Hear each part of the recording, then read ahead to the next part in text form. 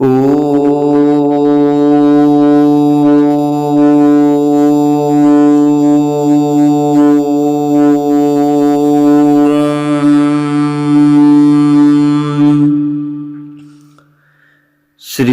परमात्मने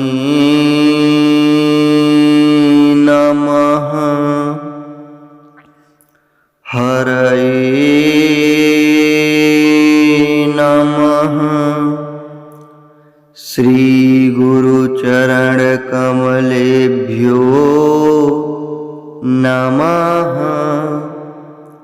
श्रीमद्भगवद गीता अथ द्वितीयोऽध्यायः। श्लोक 31।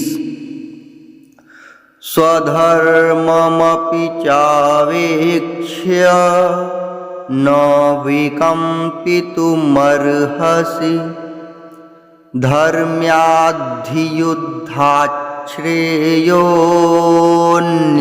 क्षत्रियस्य न विद्यते।